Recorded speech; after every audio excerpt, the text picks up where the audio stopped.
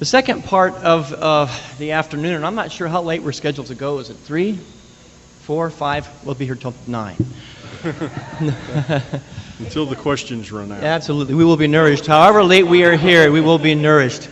But it's going to be a panel discussion and dialogue, and I feel completely and totally honored that we were asked to be a part of this dialogue today.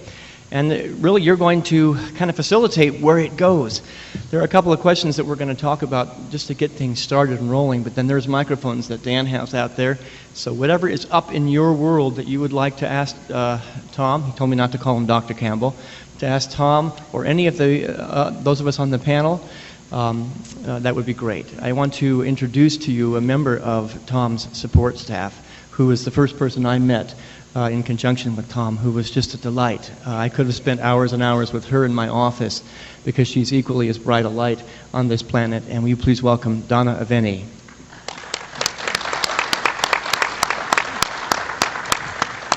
And after I picked my jaw off the floor of being asked to be part of a panel with Tom, I had the presence of mind to say I would like some support from the spiritual aspect to answer some of these questions.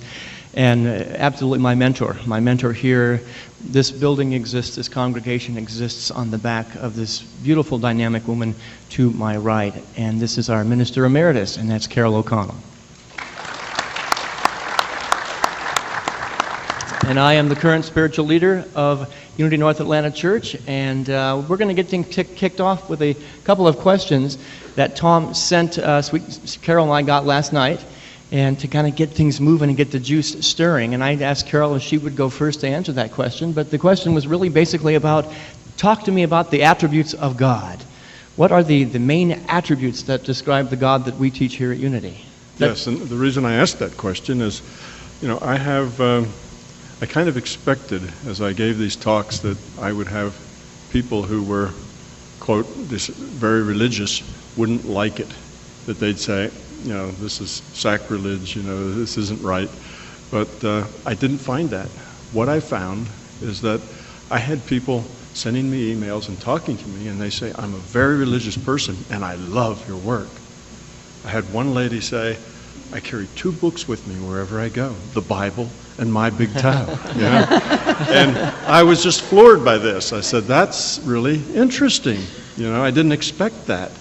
And basically the answer I get is that the larger consciousness system in their mind is God. Mm-hmm. And from there on, it all just fits together, and their theology just matches up real well with My Big Toe. So I found that a little surprising, but these were just people in the street, and I thought it would be interesting, since we have 2 reverends here with vast experience, I thought it would be an interesting question to ask them, what are the most fundamental and salient attributes of God? And I would like then to say whether or how those attributes fit into, the larger consciousness system. So kind of where does that, how does that fit together? I'm sure there's some that are not, that don't fit very well. There's going to be some things that aren't good fits and some things that are good fits, but I thought it might be interesting because a whole lot of people that hear me talk have some sort of religious background, and this would kind of be an intro to them of just how does this get integrated into theology. I claim that it has something to do with theology, and we kind of know that it borders on that, but just how does it integrate and fit in well with theology? So that was my question to them. I actually had 2 questions, and one is, what are the fundamental attributes of God? And the other one was, what are the fundamental attributes of spirituality? And see how that plays here in this little discussion group. So we don't know. None of this has been rehearsed or even talked about. And I just gave them those questions yesterday. So there's not a lot of chance for anybody to think about it. So what you're going to get is spontaneous answers off the top of the head. Well, it's a great question. And actually, I don't think that there's much contradiction between anything that you said this morning and what we think of as God. The attributes of God are creativity, are in our language. So in our language, it would be source energy, creative energy, the field of intelligence, the field of creativity that we live in. So, and the highest vibration in that field is love. And I loved your diagram of the little smiley faces. And over the many years I've been in this business, what I've discovered is the most difficult thing for us to integrate truly into our consciousness is this understanding that we live in the field. And that all of those little smiley faces, that is all of it. That is a larger consciousness system, as you call it. That is God. And we live in that. So we're always creating from that level of field. So the spirituality and God and religion are all on the same wavelength of understanding around consciousness. It's not, there's no contradiction there. So we live in the field of consciousness, we live in the field of God, we create from that field, and every emotion that we feel is also in that field. So if we are in fear, and I too believe that there's only two emotions and variations of those two, either love or fear. So if we're in some variation of fear, then that creative field that we live in, that larger consciousness source, will create in our lives from that level. So we're always going to get what we want, whether we want it or not. We're always going to get what we think about, whether we want it or not. We think into the field, and the field creates. We think into the field, and the field creates, because we cannot be separate.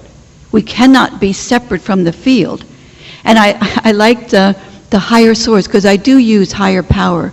You know, we think about our higher self, our higher power, and now every time I think of that phrase, I see the stick. So here's the smiley face, and there's the stick to my higher power. That's great. That's a great analogy, because there is no stick to my higher power. It's all the one. Not an easy concept to live, because of the culture we live in, because of everything surrounding us, because of race consciousness, to integrate, and because of what we've learned. If what we have learned from childhood on is that there's a separate entity, that God's an anthropomorphic being, an entity out there separate from us, judging us or praising us, whatever he or she does. And to move away from that belief, I liked your explanation of belief, to move away from that belief is a process. And what I've come to over the years, and my passion in life is my own growth and awareness. It's been my passion for 40 years, and it will be for the rest of my incarnation here on this planet. But I also realize not to take it too seriously. Life is too important to take seriously, and that it is what it is, and it will unfold in its right and perfect way, in the right and perfect time. And the time when I finally learned that I didn't know anything, that I really don't know, and I realized that I don't know is a really powerful place to live, because in the I don't know, I choose to be more open. And sometimes my beliefs keep me from being open. And so I truly agree that letting go of beliefs and recognizing a belief is a box. And that's not a box that we want to live in. So there are no beliefs. There are beliefs that drive our life, but when we move beyond the beliefs and say, well, what was the expression? Unexplained something, or I can't remember the expression on the slide, but to live in the uncertainty of life and to the unexplained things in life, all of it's God. So to me, all of it's God. So the only, or the biggest difference between your view of reality and the one that I have is the words we use. Yes. Basically, it's the metaphors and the terminology. Where I'm talking about an individuated unit of consciousness, you might use the word soul.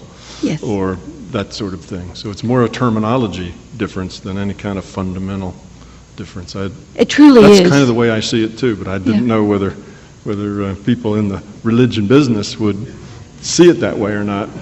I like to I'm- think I'm that we're not glad. in the religion business, we're in the spirituality business, because there's a Exactly. distinction there. A very big Yeah, distinction, yeah. yes.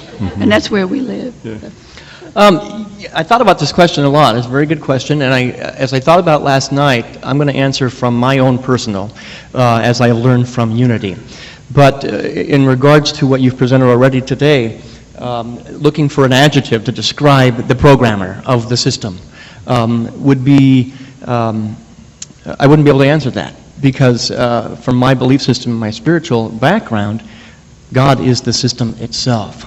And to use an adjective to say, for instance, that God is loving, is giving a characteristic, an adjective to describe something separate from me, whereas God is the energy of love itself. So God is the system, God is love, and we often in religious terms use the words omnipotent, omniscient, omnipresent. And those are words that typically in older religions or more experienced religions than Unity, we're a young religion, would say that is describing something separate. But God is omniscience. God is the wisdom itself. It is not an entity that is wise. It is wisdom itself. It is not an entity that is offering power or offering love or offering gifts. It is the power itself. It is the presence in, around, through all creation, including each and every one of us. So we are operating in and as the system itself, as expressions of the one that is God. Yeah, fits perfectly. That's exactly the way I would see the larger consciousness systems. So we're both going to go to hell together. And enjoy it. Yeah. So that's exactly right. That's why I say that a lower entropy, and lower entropy consciousness is love. It's not that it's loving; it is love. And it's exactly that difference. But then you look at the larger consciousness system, and it's got all the data. I guess that makes it omniscient. It's aware of what's going on. It wants to help us. It's sections of itself evolve because that helps it evolve. So I guess that makes it, what was the word, omnipresent. So all of those things you say, yeah, I can see that somebody would say that of the larger conscious system, but it's not that it is a being like that, Right. but that is it. I had originally prepared to say the word as an adjective to describe God as infinite, but I changed my mind after this morning's presentation. I was too. It is infinite with my limited understanding. It is beyond this entity Right. that is God, is beyond my ability in my human form, in my current human form and intellect to understand. So it is far greater than anything I can understand at this realm until I transition to a new realm, a new dimension, and go, oh, there's more. There's more. We use the term infinite intelligence as a description of God.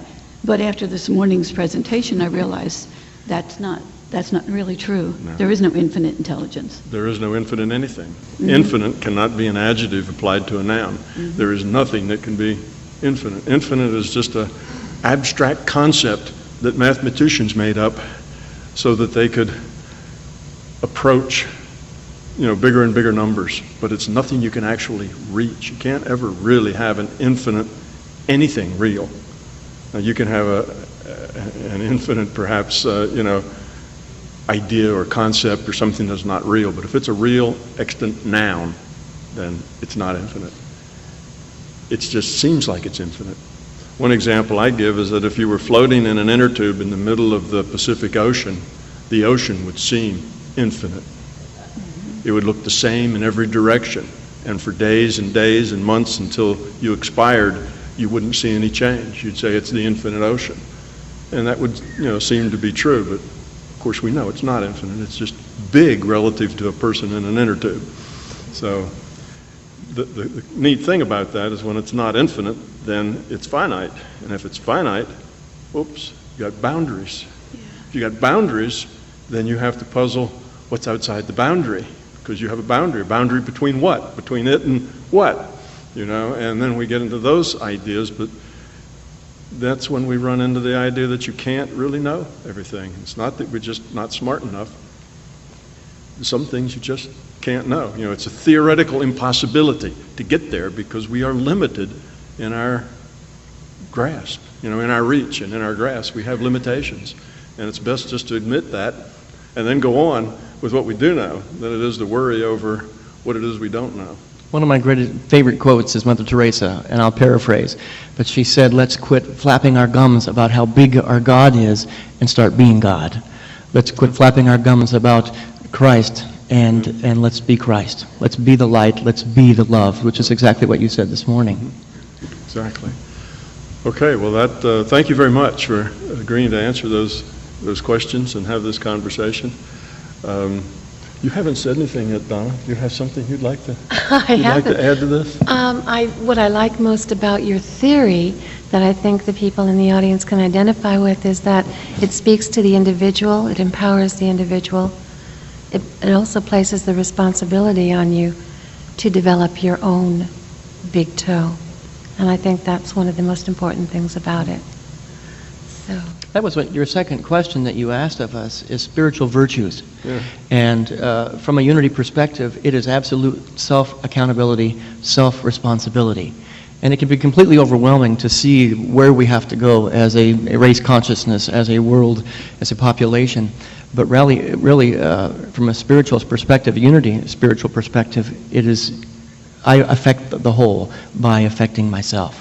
By changing my thought, by changing my belief system, by changing the way I interact with the whole, I am a part of changing that whole. And in fact, I am the only place that I can change.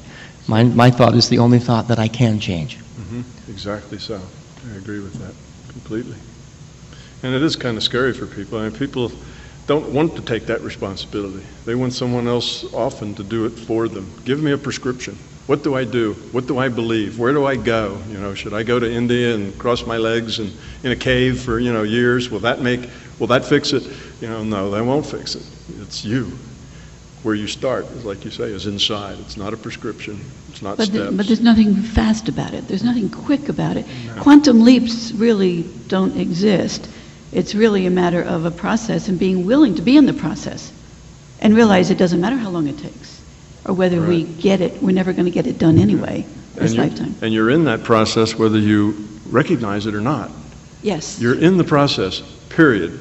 Now, what are you going to do with it, and how effective will you be in it? And what you said is the very first step. First, you have to realize that you're in the process, that this is sort of what you're here for and what you're supposed to be doing. And then once you get that, doing it becomes a lot easier and becomes a lot more effective when you start working at it. It's when you don't realize that it's your responsibility and you're in a process that's kind of you wander around clueless on the playing field, not knowing really what the game is. So I call it creating by default. We either create by default or create by choice. Right. But either way, we're creating. Yes. So we feel complete with that. There are microphones out there. I know there are a lot of real incredible questions out there, and Dan's got a mic. He's going to come find you, and it'd be nice if you told us your name before you ask the question so we could address you. My name is Hope. Oh, we're going to do it two-fisted. We want to make sure we get on the video as well as in the room. I've got to use the notes. My name is Hope, and I attend this church. My reality is that we do know everything. That in this physical form, we have forgotten that we don't know everything. And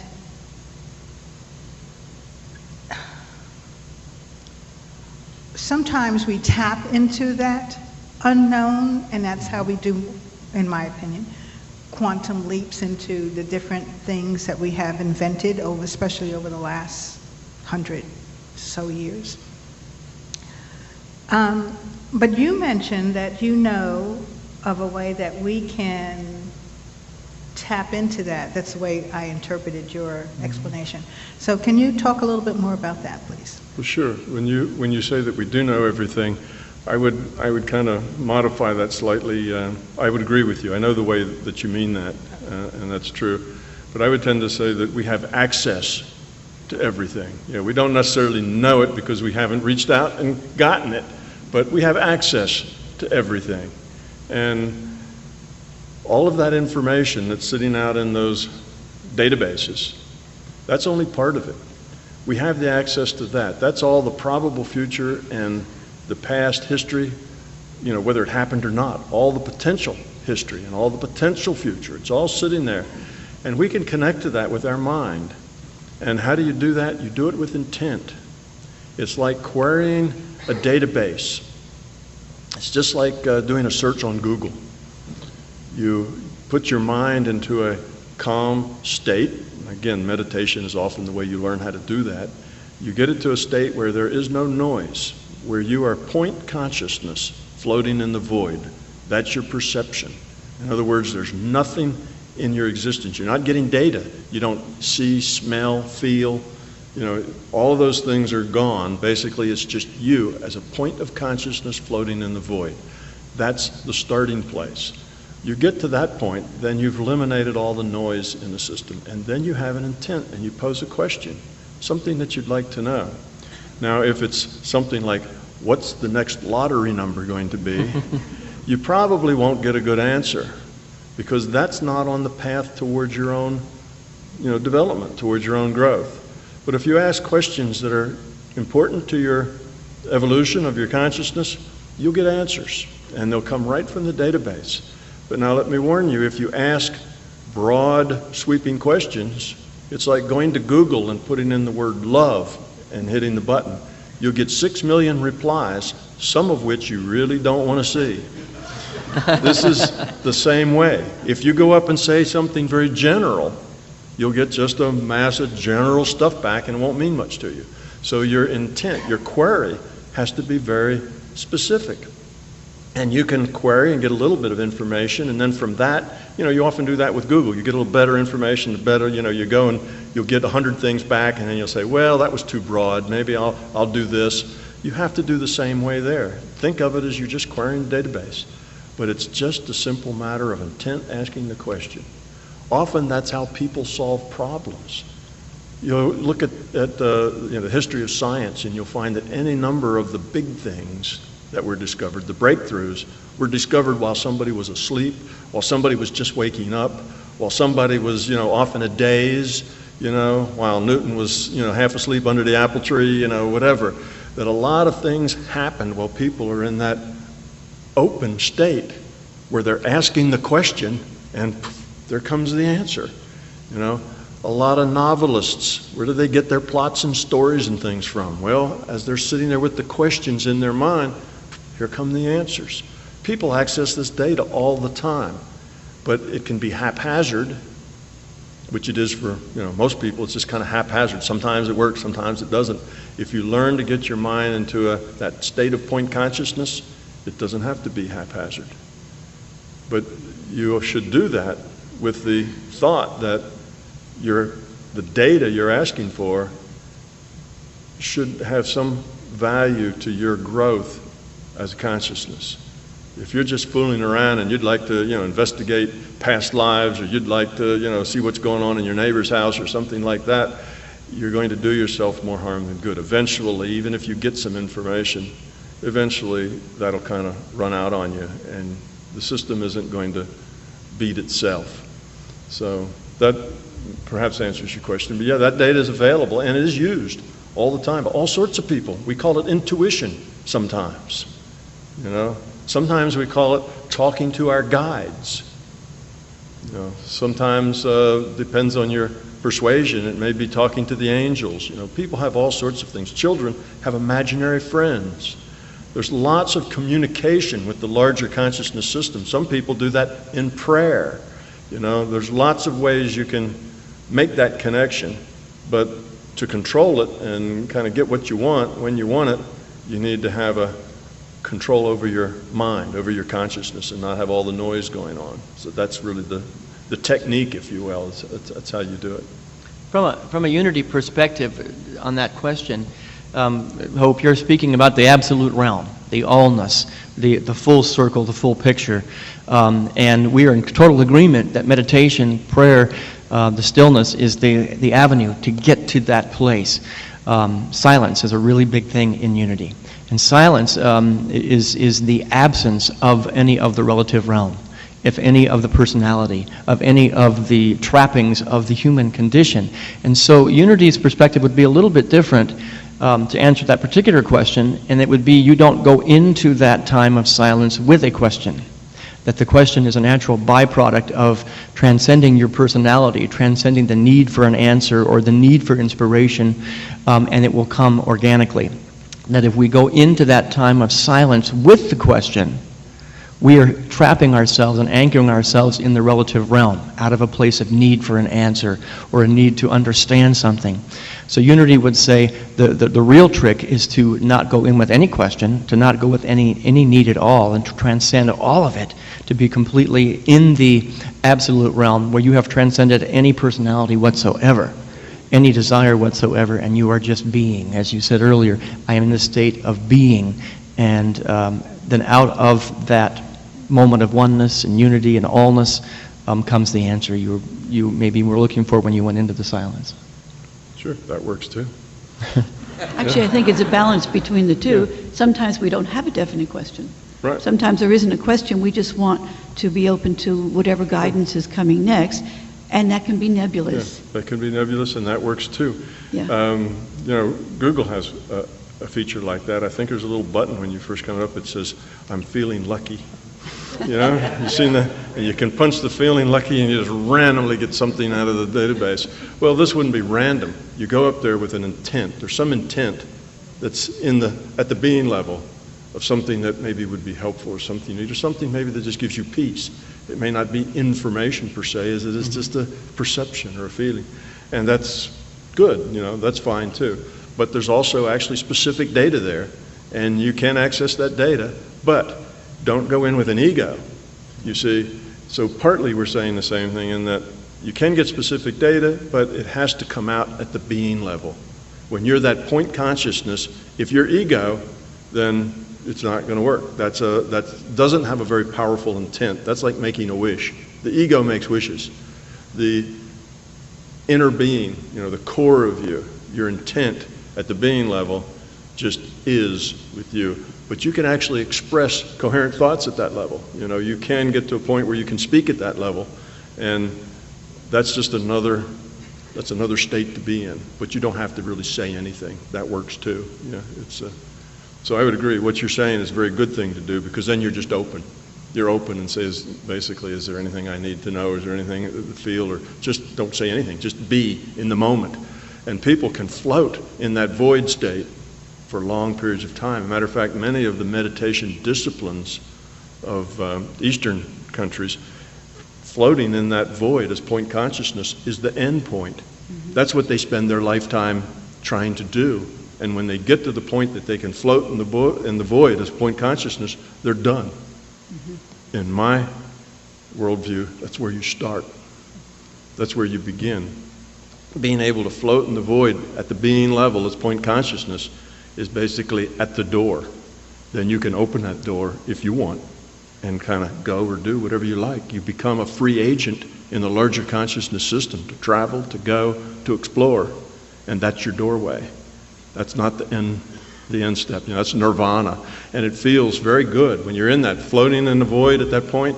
It just feels good. You're connected with the source. You can feel the love. You can feel the connectedness, and that's, for many people, just enough. All by itself. For most Eastern disciplines, that's what you're trying to do. Become one with the Godhead, they would say, in Hindu, I guess, and that would be where they're going, and that's a wonderful state, and you can just float around in there for a long time and come back and feel full and energized and connected, and it is a real wonderful state to be in. It's almost like a step in meditation to get to that place. One of my favorite questions, if I'm working on a project or anything, or trying to find a solution to something, is to get to that state and then say, what is my next step? Sure. To ask, what is my next step? And that usually works. Yes. I may not get it right then. I may get it later when I turn the television on, but I'll get it. Right. Because I've put it out there. Well, one has to be very open to the methods of communication of the larger consciousness system. You're not always going to get it in English sentences. Right. Yeah, the communication is often in other forms, in other ways. In Unity's steps of prayer, the realization comes after the silence, always after the silence. So it's a front door. Mm-hmm. It's the beginning of the journey. Yeah, it's the door. My question is about units of individualized consciousness. If we have a choice between love and fear, why would a unit of individualized consciousness choose fear? Because we are not beings of love yet. We have that potential. You know, it's just like before I talked about the question. It's not that we know everything yet. We just have the potential. We have the capacity. It's out there. Our job is to become love. It's within our reach. So we have the potential to be love, and that's the whole thing we're doing here. We're growing up. We are a chunk of consciousness. We have free will. Free will means you can choose poorly or you can choose well. The choice is yours. You can evolve, you can devolve.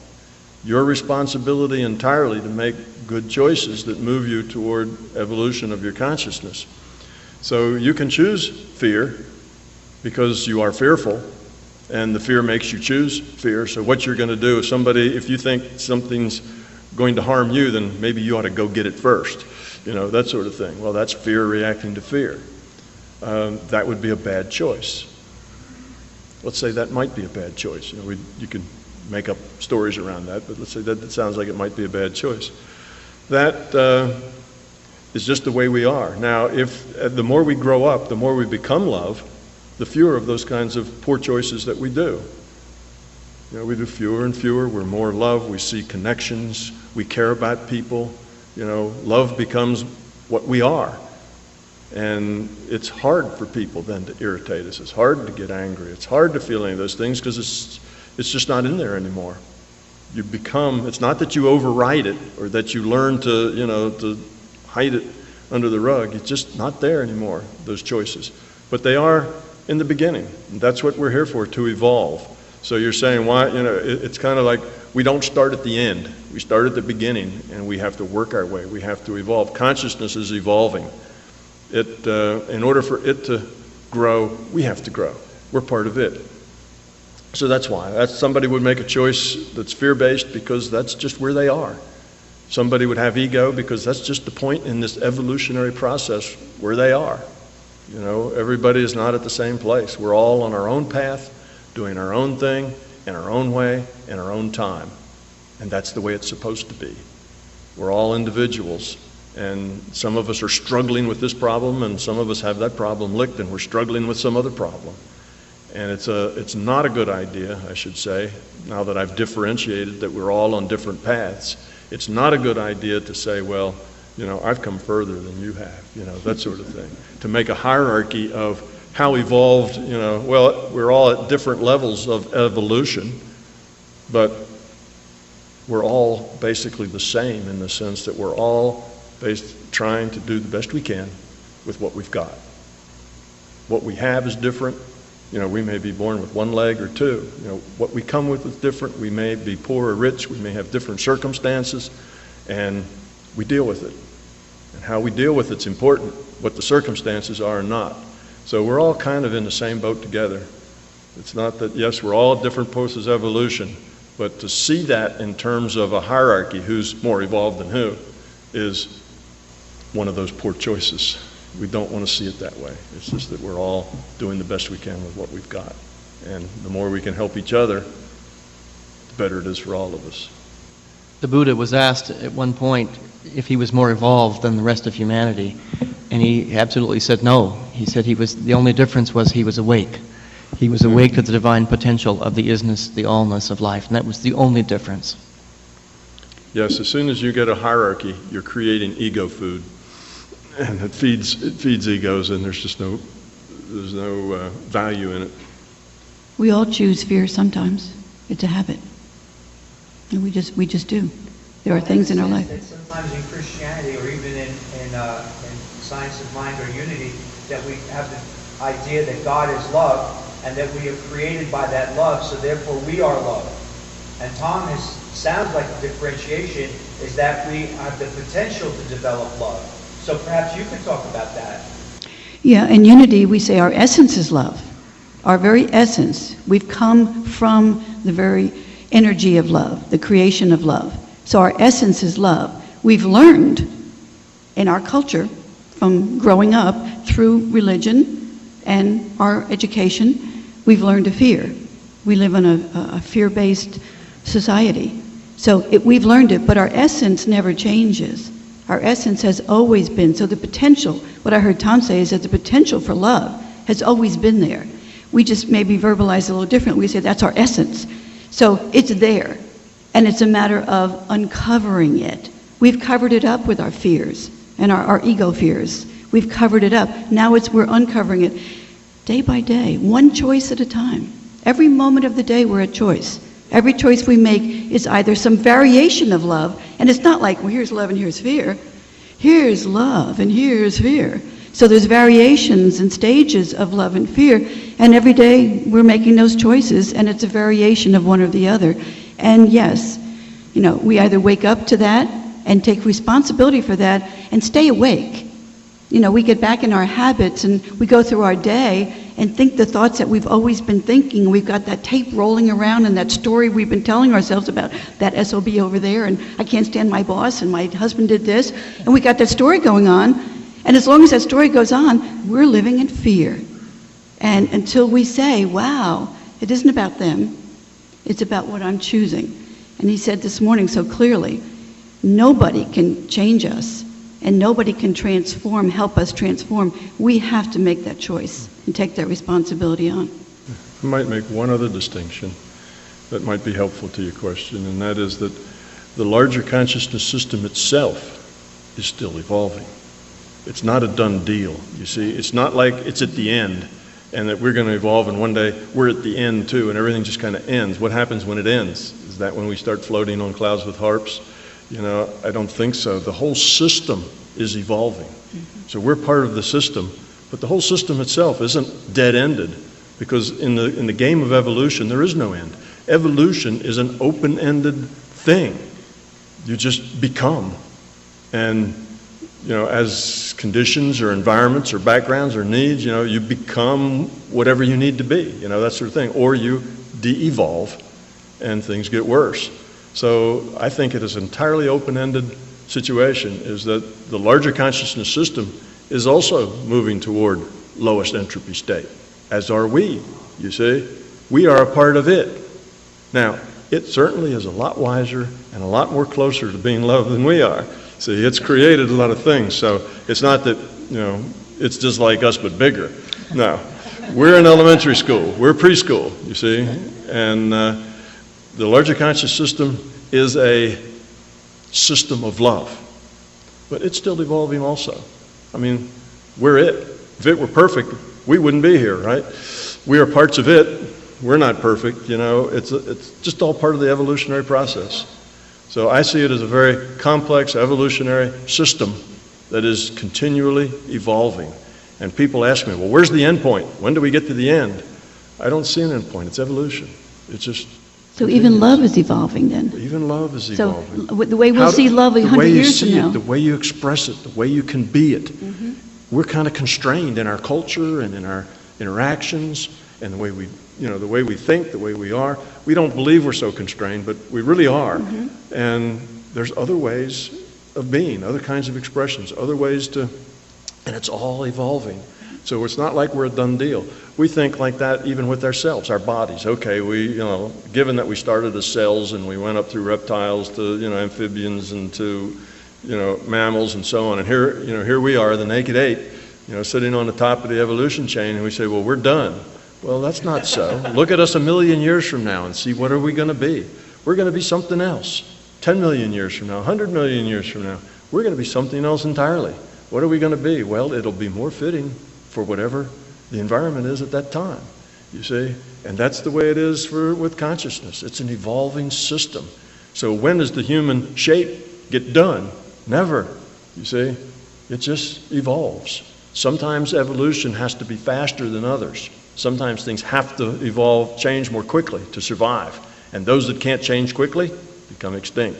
Sometimes there's those sorts of pressures, but mostly the pressure is kind of gradual and slow, and everything just kind of changes as it needs to. So I see this as a natural system evolving, and we're part of that process.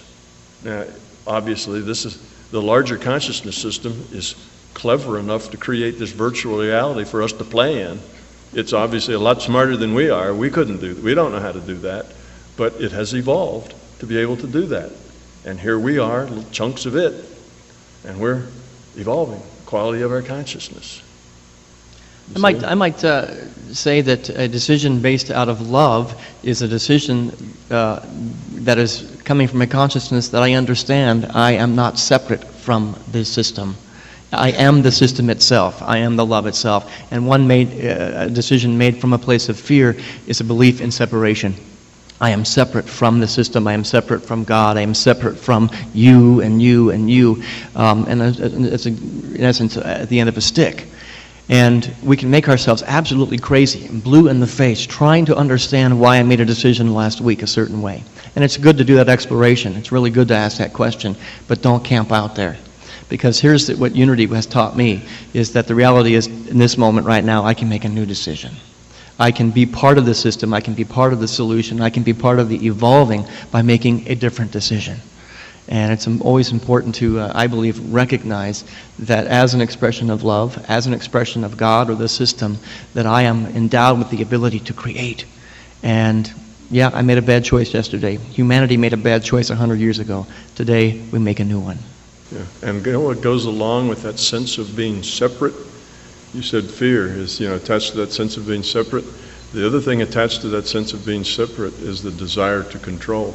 Yeah. Once you see that you're separate, here's me and there's it, then how do I control it for my benefit is the next thing that comes. So yes, which of course is a fear. Creating that Mercedes. Yeah, right. Yeah. Creating that Mercedes. But they're not bad, Mercedes. I think another point that can be made from this discussion, Carol and Richard's point of losing fear, Tom's point of having respect for others from the earlier discussion, leads to the futility of making a judgment against others. We tend to judge very quickly.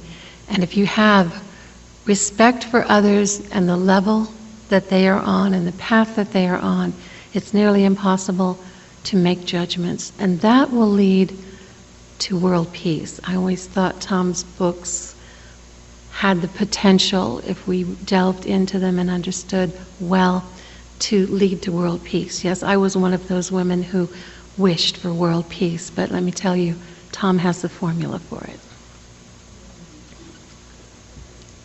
More questions? I'm sorry. My name is Ziggy. I have two questions. It's not about choices. You guys start talking about choices and to be conscious what you're doing. What about things that we have no influence at all? When we start our life here, some of us go through tremendous pain. And the pain stays for the rest of their lives. And it's we covered it up with rest of what we should do, what we shouldn't, how to avoid these things. Speaking from a broader perspective, I would like to find out how that correlate with individuality. Every one of us has an individual pain and individual pleasures. That's probably some kind of educational process, but how does it work to improving where we're at right now on Earth? That's one question. The next question is a practical question. We all probably in our lives came to, when we try to share our best intentions to help, to improve, to, like you mentioned today, to build up a better community. What if we come up to abusement and those people that try to use you? If we're gonna start feeding them with the continuous love and continuous help, aren't we gonna be spoiling them and just pulling them in the wrong direction?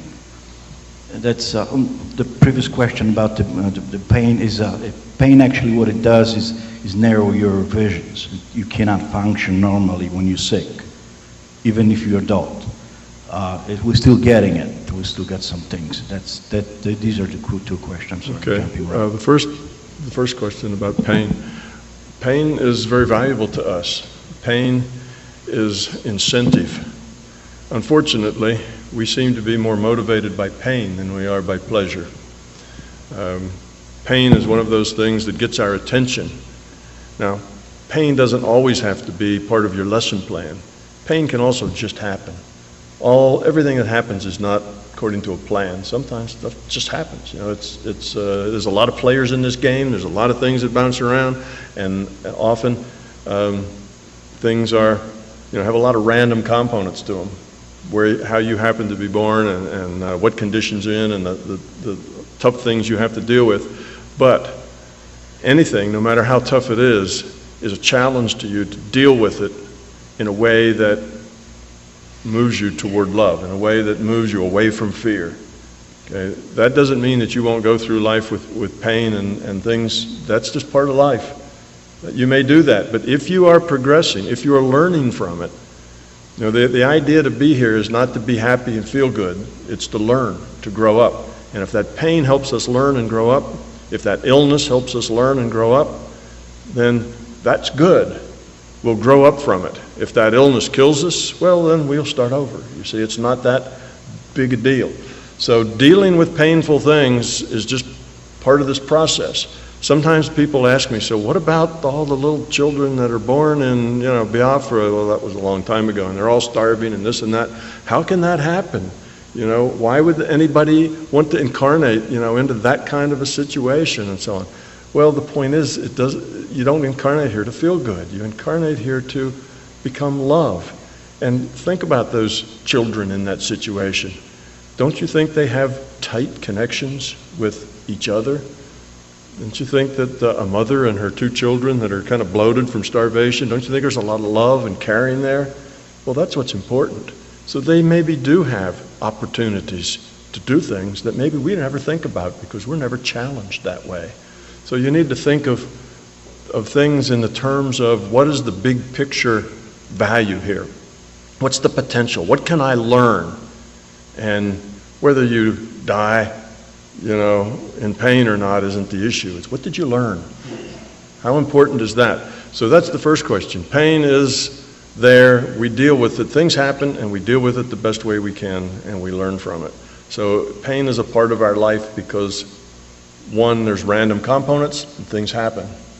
Sometimes loved ones go away, and we wish they were still around, and there'll be some pain with that. But we have to deal with that in a way that is productive for us, not in a way that's destructive for us, and that's our choice. And by making that choice, whether we let it destroy us or whether we deal with it productively, making that choice is what then grows us. It doesn't mean that necessarily the pain goes away. It just means that we used the pain, we made a choice, and now we used it productively, and we're better off. The thing about, if we're nice to people who aren't nice, won't they take advantage of us, sort of thing? That's a question based in ego, worried about what's going to happen to us. It's from the sense of, well, if I'm nice to that person, what are they going to be? Shouldn't I be trying to manipulate them to make sure that they aren't not nice to me? And yes, you can protect yourself, but basically you just be right yourself and let other people do what they do. And if other people aren't pleasant, then if you can, don't be around them. If you have to be around them, then deal with it with as much love as you can, and you may just have to bear it, you see, because that's the situation you're in, and bearing it and still being nice and not thinking ill of them, but thinking, what might I be able to do to help them? Why are they in such pain? Why are they so nasty?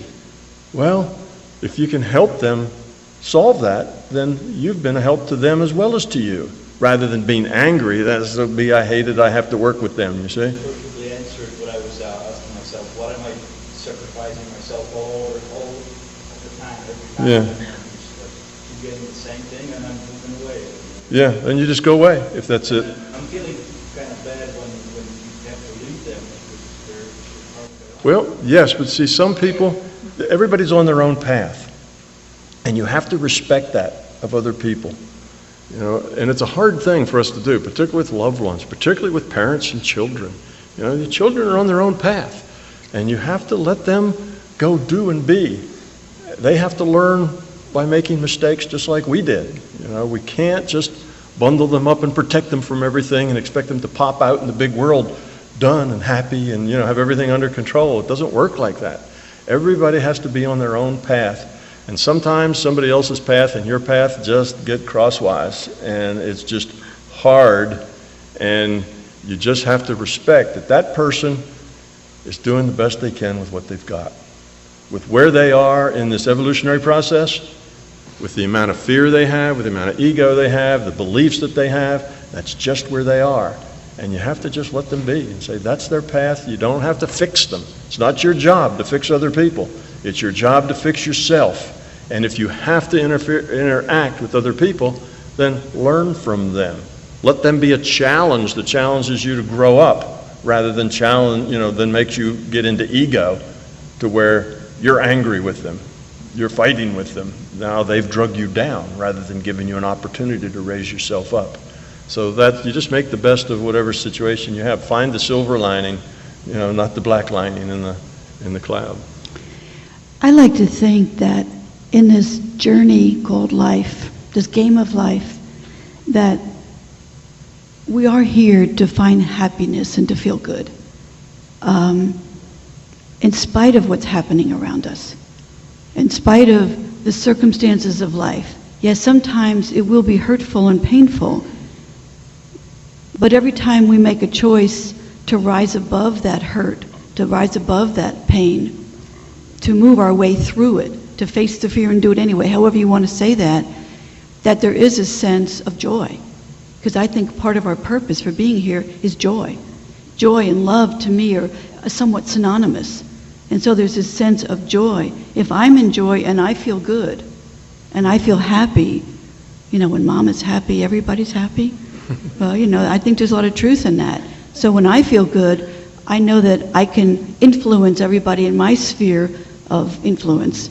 But anyway, part of my belief, see, there I get stuck in the trap of belief that life is meant to be joyous. Yeah, well, I would agree that life is. I think that joy and the happiness is a byproduct of life well lived. If you are loving, you see, and you are love, you become love, then your life is joyous and is happy. It's a byproduct. It's not a goal, and it's nothing we're guaranteed, and it's nothing, but it's the result of a life well lived. That's where your happiness comes in. Yes. It's not so much a birthright or a goal. If you work for happiness, you'll probably never find it. If you fix yourself to where you are love, then happiness comes to you automatically. Joy comes to you automatically. You create your own happiness and joy, right? So that's, I would agree. So when you're doing it right, your life is joyful. Everything is wonderful because even the things that are challenging to you, you appreciate the challenge because it helps you grow, rather than damning the challenge because it's annoying and aggravating.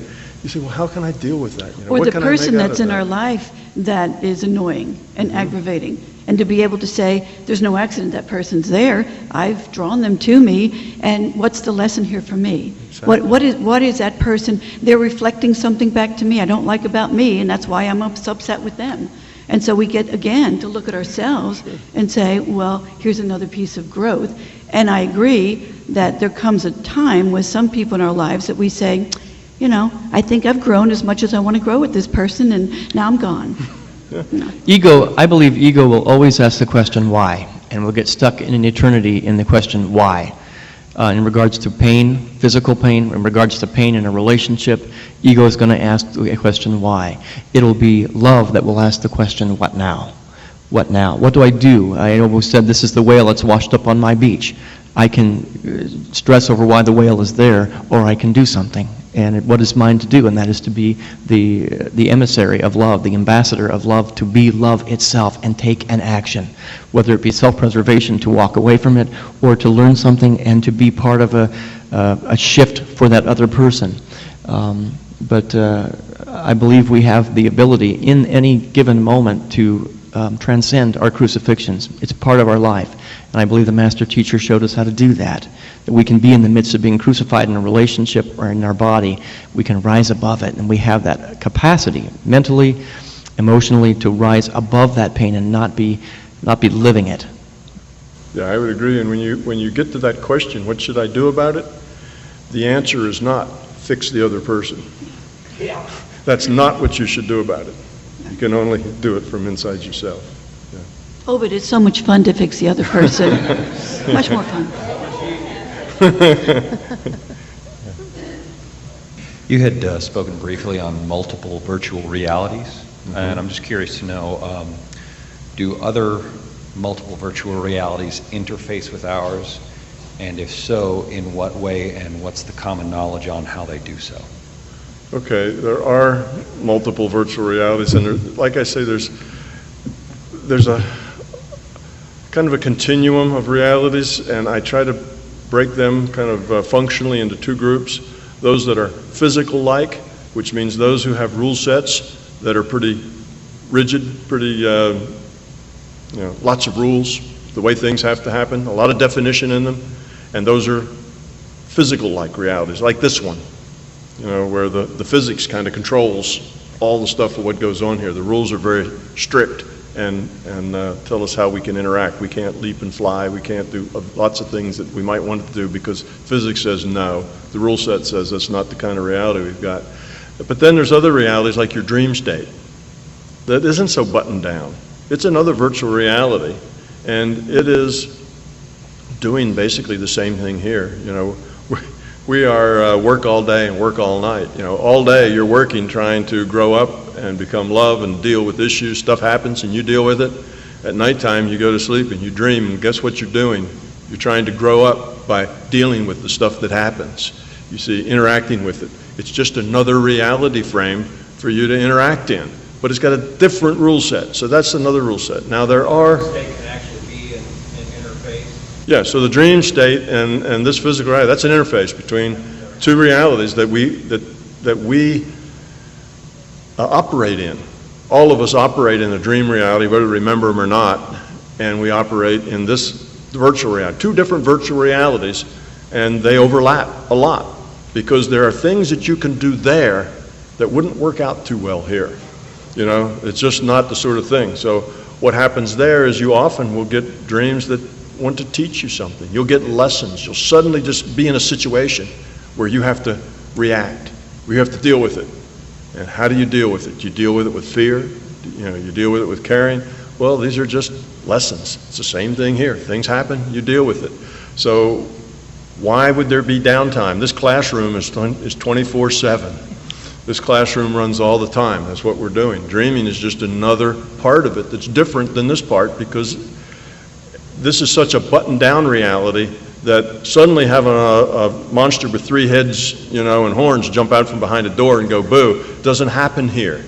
It happens in a dream reality. How do you deal with that? Well, there's things that can happen there that just aren't allowed here. So it gives us more flexibility in that reality to deal with certain issues, certain things. Now, there are other virtual realities that are physical like this one. Seem physical, buttoned down, larger, more constraints. I've probably been to, I don't know, 12 2 dozen such reality frames. That's one of those things you can do after you get to that point consciousness and decide to go through the door. You can travel around a bit in the larger reality. You are consciousness. When I say travel around, that's a metaphor. You're not traveling anywhere. It's just data. You're getting a data stream. You're connecting to a different data stream, if you will. Okay, so that's traveling around. Do those kinds of virtualities interact with us? Not much. I'd say almost never. Now, how could you interact with one? Well, when you are deciding to have an incarnation, you could go to one of those other reality frames. It's not off limits. You have free will. You're still in a virtual reality in that in-between place. You have free will. You're not coerced into doing anything. You're not even coerced into having another incarnation. Okay? But the choice is likely to be to go someplace that's familiar. Familiarity and confidence kind of go together, so people tend to stay in the same system, in the same cycles. But it's rare, but it can happen that you can go other places. So you could learn from different reality frames, not just this one. It could be the dream frame, this frame, plus some others. But as far as commerce between the two, very little and only on an individual basis. I mean, obviously, if I've gone to these other places, they can come here. And there is some individual traffic between the two, but it's very much in the margins. It doesn't, it's not enough to be an effect either place. It sounds as if the constraints that are in one virtual reality preclude that from happening. Well, there's constraints in just whether you visit these realities or not. Basically, you need to switch the data stream to some other reality's data stream, and you can't force that situation. The system is in control. If you're not a good citizen of the larger reality, your access can be denied. Okay? So you have to be a good citizen to do that. You have to go and not create trouble. If you go with love in your heart and with caring in what's going on, then you get a lot of access. If you don't, then you don't. So there's very little trade going between the two as far as concepts and ideas, but you can visit, you can even take part. When you go to another virtual reality that's more physical-like, you have a choice. You can either observe, like you can just kind of see and hear and be a part of it from the data stream, or you can manifest a body that's physical in that reality and actually, walk around with the natives, if you will. You can be a part of that. But if you do that, there's a whole set of restrictions and constraints that go on, what you can do and what you can't, and so on. And you have to kind of abide by the rules, or you'll lose your privileges. So that's kind of the way that works. But that's one of the things you can do when you get to that doorway. But now let me hasten to say, if anybody thinks that sounds cool, it's not important. It's really not important. None of the paranormal things, remote viewing, healing, getting into these databases to look at the virtual future and so on, and look at the probabilities and go to the past. None of that is really important or essential to your growing up. It's all kind of beside the point. Because you're consciousness, you are an individuated unit of consciousness, and therefore you have certain access in the larger consciousness system if you want to use it. But there's not a lot of value in it. I did most of mine because I was doing research. I'm trying to figure out, how does this thing work? Where does it go? How big is it? How do you do? So I did a lot of exploration. But that exploration itself won't help me grow up one small bit toward love. That has to come from the inside out. And that's really what we're about. That's what's important here. That's why we're here. So yes, these things are available and you can do them, but don't get carried away with them. Don't invest ego into them. Don't do it because you think it'd be a neat, cool thing that you'd like to do, sort of like a special ride at the carnival or at the theme park. If it helps you grow up, great. You'll get your ticket, and it won't be hard to do. If it helps you understand, that's good. If it doesn't, then you probably won't get the access because it's really not on your path to do. So don't get too wound up about those sorts of things. The paranormal stuff it's there because your consciousness, but it's not significant to your growth. Better to spend your time finding out what your fear, ego, expectations are and getting rid of them than doing anything paranormal, ever. That's it. Now, the reason, when I teach my workshops, I do a little section on teaching people how to heal with their minds, how to remote view. And if you go to YouTube, you can find those things. The reason I do that primarily is that is that Donna talked me into it. That's why I do it. That's why I'm here. The reason I do that, the reason I agreed, I didn't do that in the beginning because I didn't want that to, kind of people get focused on that. But the reason I agreed is that there are a certain number of people who are very left brain. Left brain people want logical process. They need to develop proof in their own experience. This idea of, the bigger picture, the larger conscious system, love is the, and so on. They go, yeah, but, where's the beef, right? Where's the proof? Because they're left brain. Now the right brain people, they go, yeah, sure, I understand that. That's just the way it works. It's always worked that way. And they get it. It's just obvious to them that that's the nature of things because they think holistically. Left brain people don't think holistically. They think in little packets. And the packets all have to be connected logically to each other, otherwise they can't get it. So teaching somebody that they can use their mind to heal, or that they can use their mind to get data out of these databases, which is all the remote viewing is, that will give them the personal evidence they need to realize that reality is a lot bigger than just this physical, what they know about. There's another whole dimension to this existence, and they need that because that's the way they think.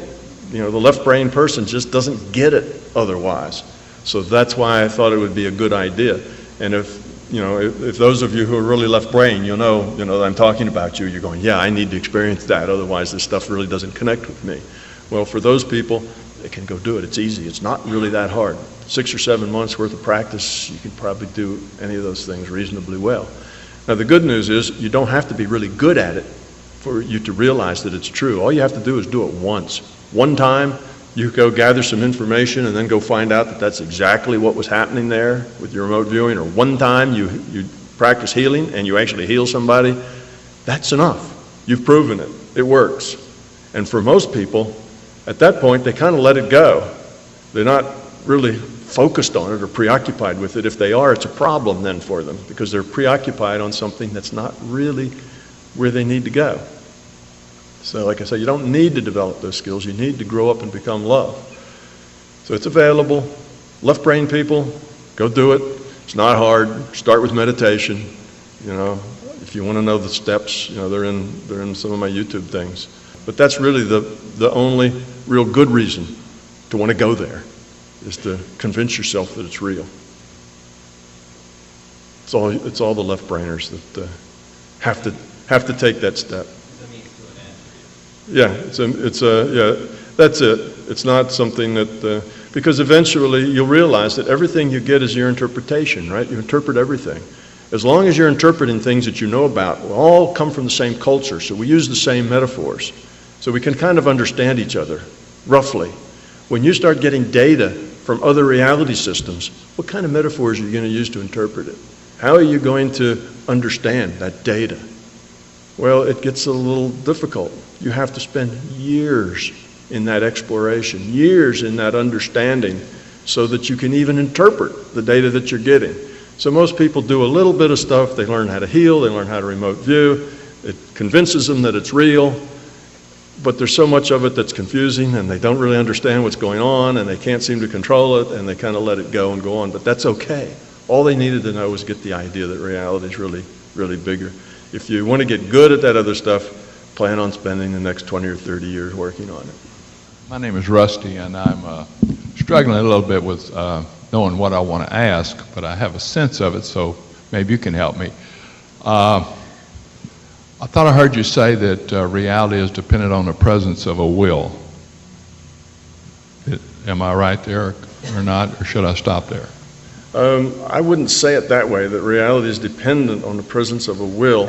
Or without will, we wouldn't have reality? No, it's that this is a virtual reality. Okay, the virtual reality is dependent upon getting the data stream. Think of a character, think of your elf in the World of Warcraft, or your janitor or whatever you are in The Sims. Think of those people. The server creates the reality. The reality is dependent on the server sending a data stream to the computer. That's where the reality comes from. So the reality isn't dependent on the will, unless you're talking about the will of the person, that designed the computer program, right? Now, if we're talking about the will of the larger consciousness system, yeah, reality is a result of a will, if you want to bump it up there. But it's not, we don't create our reality here based on our will. What we do is we modify our reality. We modify the probabilities, the future probabilities, based on our intent. And you might call that will, your intent, it's your motivation. It's really it's you at the core being, what it is that you're trying to accomplish and do at the core. That's what I'm calling your intent. So we modify our reality with our intent. We don't manufacture it. We create it in the sense that we modify it. So if we are, if we want to heal somebody, we create a future probability where they are not sick. And what we do is we increase that probability and we decrease the probability of where they are sick. So then as it moves into the future, then that the probability is different. So that's how we affect it. So yes, we affect our reality, and I think I had 4 ways or something that we affect it. But I'm not sure that's the same as saying we create it with will. Maybe it is. It sounds like reality has an archetype. Well, explain a little what you mean by that. Well, Jung spoke of archetypes and how, in a sense of our lives and our choices, it often comes from the archetype that we're experiencing is kind of like a pattern or some kind of a template for the choices we're making. Okay, talking about archetypes in maybe the same sense that Jung talked about archetypes. What Jung found out is that human beings as a species have certain archetypes, certain patterns that they follow. And cultures have certain archetypes that they follow. These archetypes tend to be what we might call group consciousness. They are a reflection of us all. As a species, we kind of have a group consciousness as a species. We also do as a culture. We also do as individuals, and that's because we're all netted. One of the things about this, the way consciousness works, is we're all these individuated units of consciousness. We're not all up in sticks. We're all just in this consciousness, and we're all netted. So we communicate all the time. We're sharing and spreading data. Even if our mouths aren't moving and our bodies aren't moving, we're still sharing data in this relationship. That shared data tends to get a kind of a life of its own sometimes, and that's the archetypes that you're talking about. It's a kind of a crude version of that is like mob psychology, where the group together acts different than any of them would as individuals. They kind of devolve into the mob. Well, the opposite of that is if there are those people who are love around, that evolves into something that's different too. It kind of pulls people up. And we do have these archetypes that are cultural, that sometimes are even in social groups, expectations, other things that kind of mold the way we are. But that's one of those other things we deal with. It's an interactive game. So you're part of a larger mindset, and it's a little challenging sometimes to differentiate yourself and to pull out of that mindset so that you can grow while that mindset's still just kind of lumbering on, numb. That's another challenge to deal with that. I don't know if I'm answering your question or just, or It all not. sounds good to me. I guess one other real quick question. Is there such a thing as a virtual will? Is there such thing as a virtual consciousness, maybe? Well, we're talking about virtual reality, Yeah. and we, link Well, reality everything- somewhat to will in some Everything is virtual in the sense that the only thing that is fundamental is consciousness itself. Okay? That's it. Consciousness itself is fundamental. The larger consciousness system is just fundamental. Everything else is virtual. Everything else is a product. It's a computation. It's a projection. And if you like to say that it's a projection of the will of consciousness, well, we can say that. That's fine. But everything else is derived from consciousness. So we have this one source. Everything else is derivative from the source. Everything that's a derivative is what we call virtual. So so everything's virtual but consciousness. Now, is there a virtual consciousness? I would say no, not in my reality, but that doesn't mean once we get out beyond where my reality stops, who knows where that larger consciousness system comes from, what kind of a system it may be part of. You know, and in my book, I show that once you start getting into these kinds of speculations, it can get silly. I talk about, you know, our larger consciousness system being a cell of another larger consciousness system, which is a cell of, you know, and you can take that as far as until it gets silly, right? And you laugh about it. But who knows?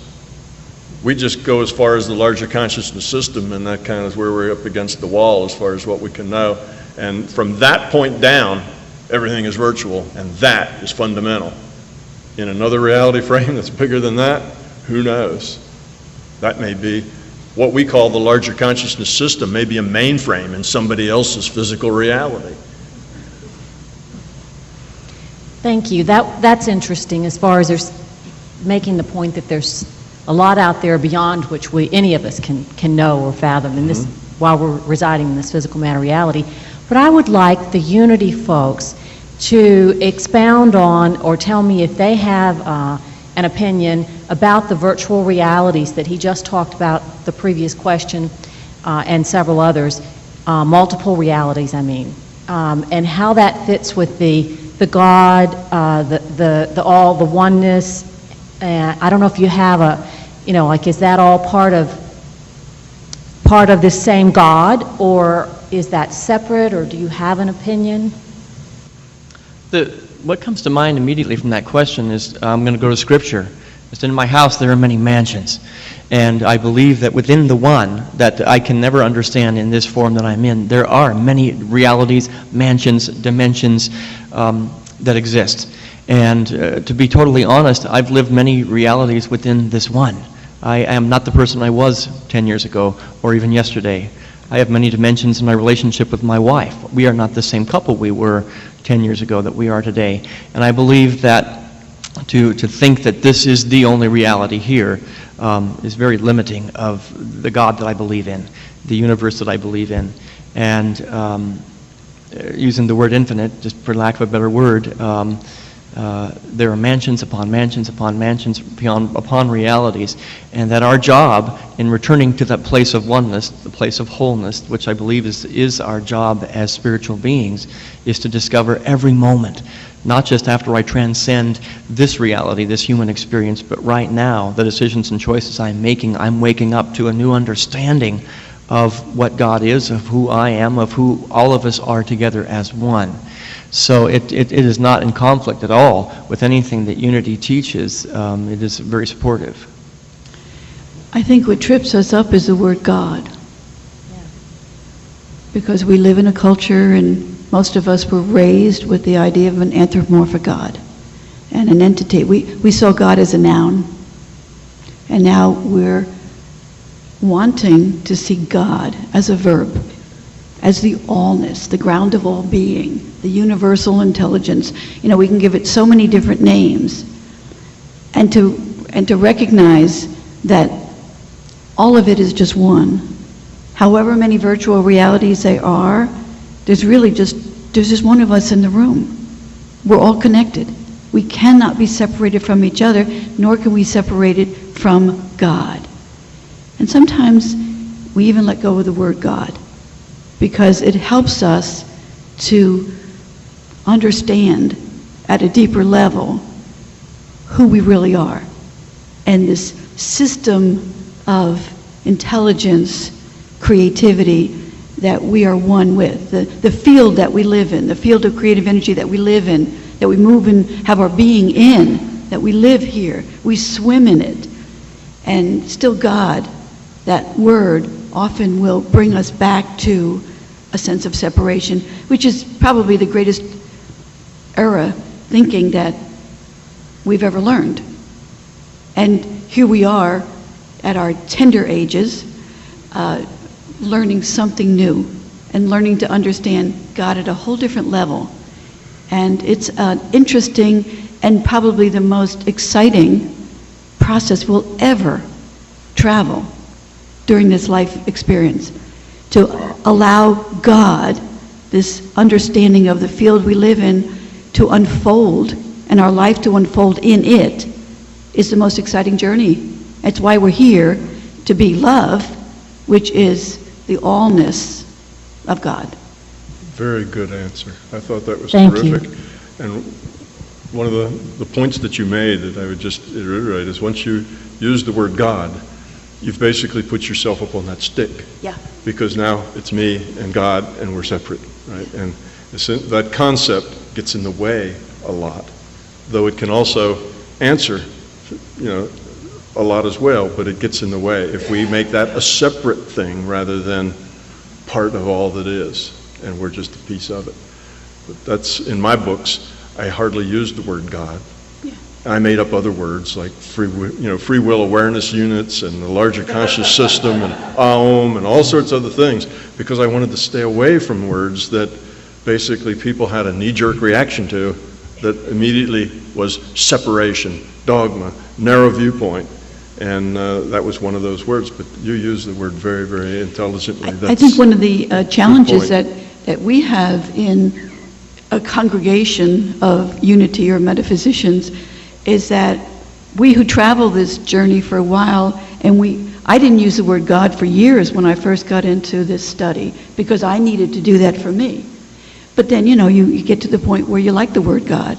And then we talk to people out here, and sometimes I think we forget that when we use God, or if we talk about the will of God, that triggers something in many, many, many people that separates themselves from that.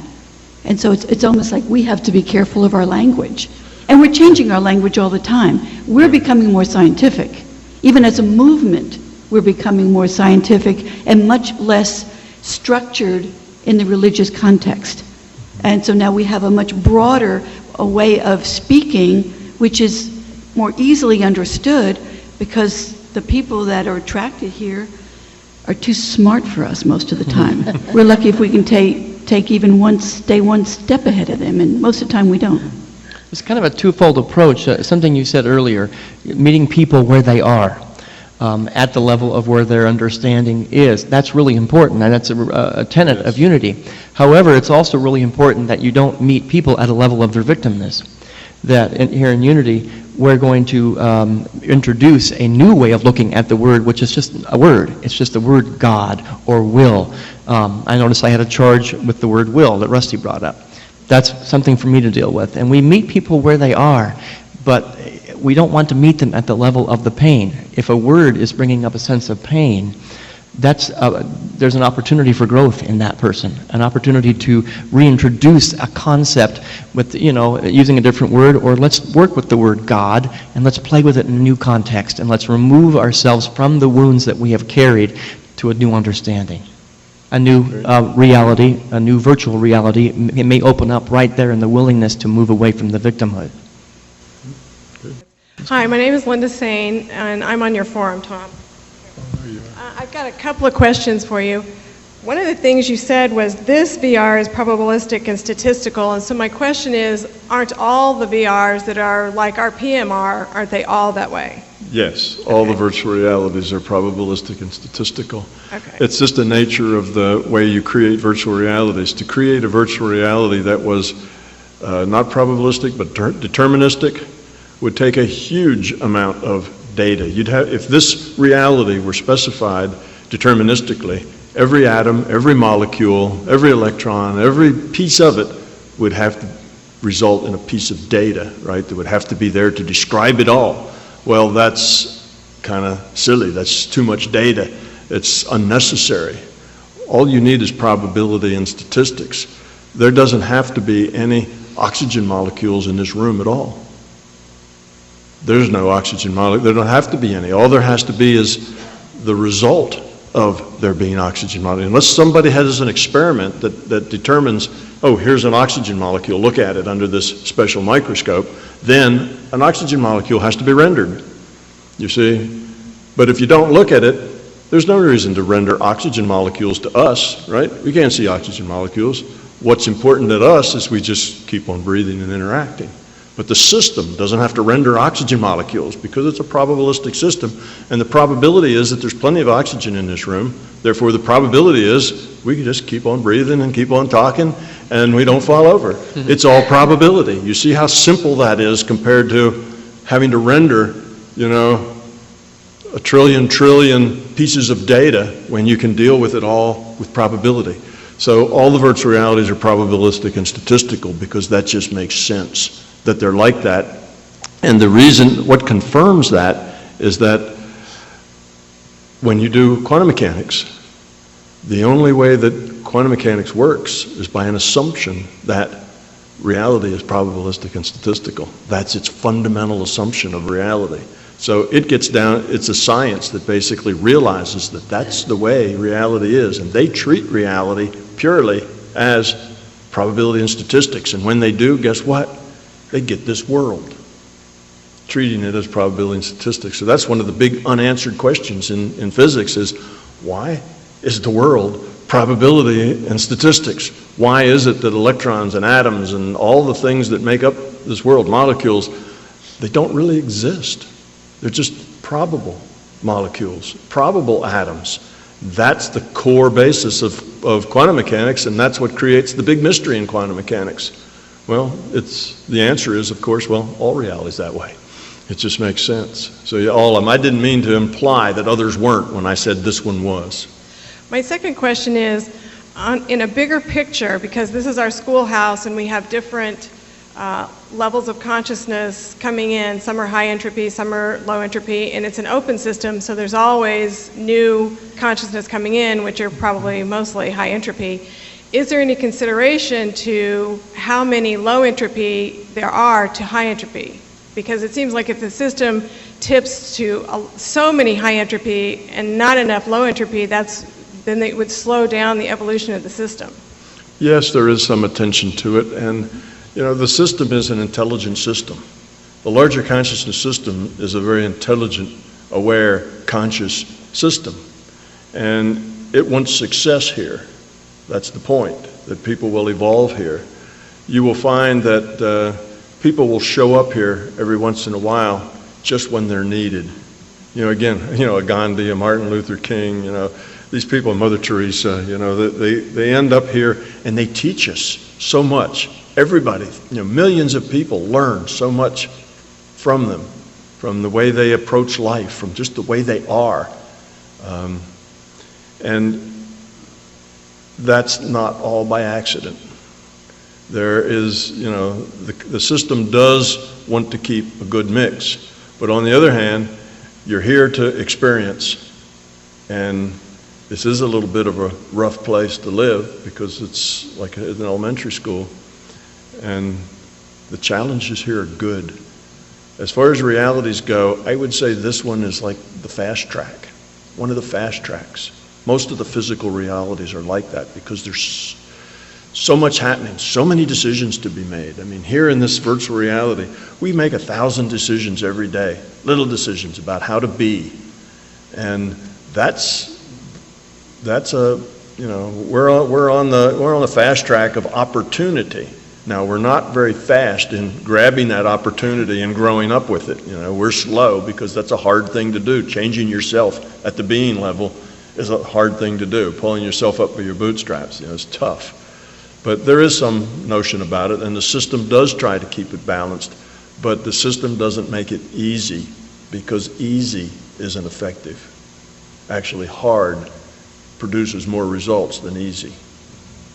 The results you get with easy aren't as valuable a result. They're not as, you don't get as much significant. Anything easy, they say, is not worth it. If it's really important and it's going to be hard, well, it doesn't have to be that way, but that's mostly true. So hard challenges tend to create more growth than not so hard challenges. Let me have one more question. You die and you refocus from this data stream into the data stream for people who have just died, for you to figure it out, and you finally figure out that what's going on, and you refocus to your oversoul, your IOUC, and you do a life review. Do all your cultural biases then drop away? In other words, you've been the king of Greece, and when you're up there looking at your life review, then you know now that being a king isn't any more than being, the grocer. Do you understand at that level, yes. All of those political and religious and all of those biases, those are all dropped away, and that's how you review your life? Yes, for the most part, they all do drop away, and you see it without those prejudices. And no emotion. Pardon? And no emotion? There's not a lot of emotion in it. Now, there may be some. If there's something particularly that, touches you, you may have a little spark of emotion, but then probably doesn't last long. It's like having a little daydream or something, and you go into it and let it go. I wouldn't say there's no emotion, but you are very detached in your assessment of what you see, and you're not real emotionally attached to it. It's like you're not really you. You're different now. Right. That person that you're watching that life go by, that was you in another time. So it's like you're watching somebody totally differently. You're not as connected to it as you were when you were there. It's more dispassionate and analytical. Then is emotion more of a PMR, physical matter reality thing, or No, emotion is just an expression. It's just another way of expressing the self. Okay, the self has different ways of expressing itself. And when I say the self, the inner being, the core, you at the being level can express yourself different ways. And emotion is one of those expressions. That's why emotion is such a good handle on things like ego. If that emotion is expressing fear or expressing anger or expressing these things, that's a good pointer that it's ego. That emotion is expressing joy and satisfaction. You're doing pretty well. So anyway, emotion is also in other virtual realities. You find emotion. And humor? Is there humor in non-physical Humor, reality? you find that in other realities as well. You find, the realities that are less constrained, like the dreaming reality,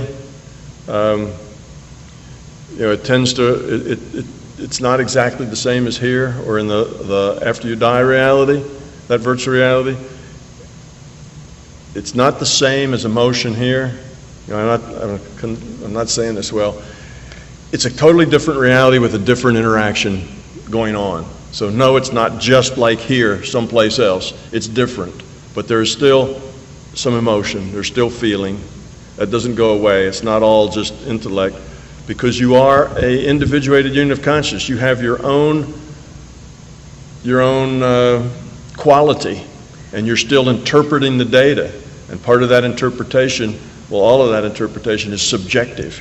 And that subjective understanding can be expressed emotionally as well as in thought, as well as intellectually. So that never goes away. That's just a quality of being. Is it true that when we drop the physical body that we let go of fear and be love? Who has the mic? I like to look at the person. Right next to me.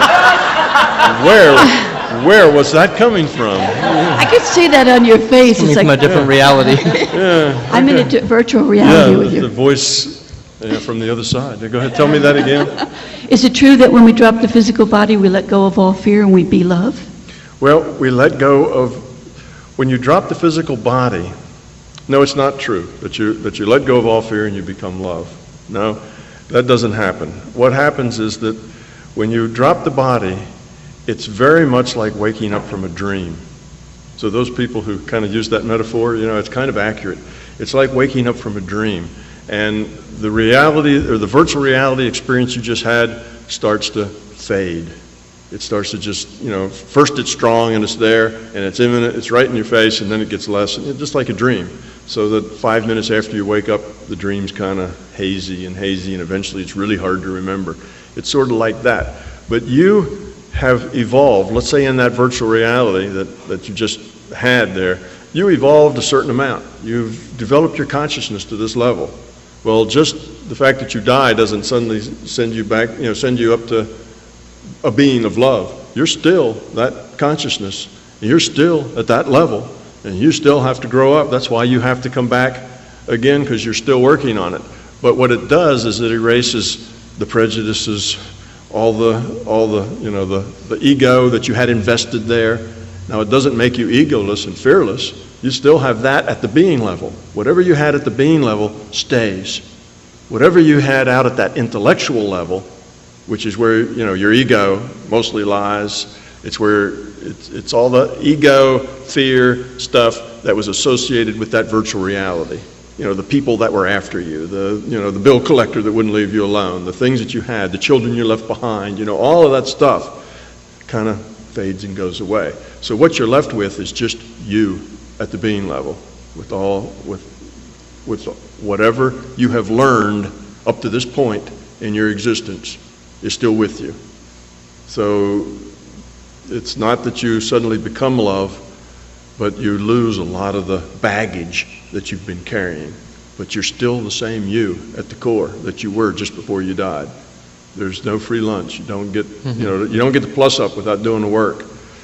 So then, that's why you kind of decide, well, I need to have a go again. I was all wound up with all these things and attachments, and fears and beliefs, and now we'll start another, another cycle of it. But it's not no, you don't just suddenly become love because you had the nerve to tough it out in this virtual reality.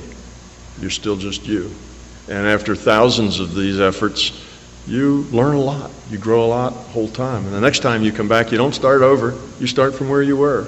All those lessons you learned, the amount of love you learned, you come in and you start that. And we've all known, you've probably all known children who are very giving and very loving, little children, and some children who are very self-centered, very I, and others who would, oh, you want a toy? Here, you want this one? Oh, you want my shirt? Here, do you want this one? You come in differently, and then you work on those things. So it'd be nice if that was, if you could get that, but you still have to earn it. Hi, my name is Joe. I found you in 1997, I think, on Coast to Coast, and I got your book right away. And your book was a very important step in my growth. And since then, I've experienced a couple of other things that have contributed much to my growth. And first of all, I'd like to thank you for that, because it's just been a tremendous journey. The other thing, one question I have, in these other works that I've encountered, we've used the words accomplished and enlightened. And you said earlier that you can't get to the end. How does that, are those words real, or are they accurate, or are they inaccurate? Well, enlightened is a process. One becomes enlightened. What that means is one's understanding gets broader. The more you grow, the larger your decision space is, the more responsibility you have, the larger your reality gets, the more you become love. All these things kind of get together. And in some traditions, particularly Eastern traditions, there's this word enlightened. And somebody might say, well, are you enlightened? Like there's this, you get a gold star, that you paste on your shoulder up here if you get it to be enlightened. And there isn't a particular state of enlightenment where you can say, well, he's enlightened, but she's not, or she's enlightened, but he's not, something like that. Enlightened isn't a precise state. It's a process. It's a journey. And you never get to the point where there isn't anything else that you have to learn. There's always more to do. So let's say you have evolved and you've done this many times and you have become love, and are you done? Well, no, there's lots of things to do. Look, there's a whole lot of people that need help. There's a whole lot of teaching needs to go on. There's a whole lot of things you can still do, you see, to be useful. It's not like you're done. You have, there's stuff to do. So what does enlightened mean? Well, we can say, what does educated mean? Oh, he's an educated man. Well, what does that mean? Well, enlightened is the same way, saying that somebody's educated.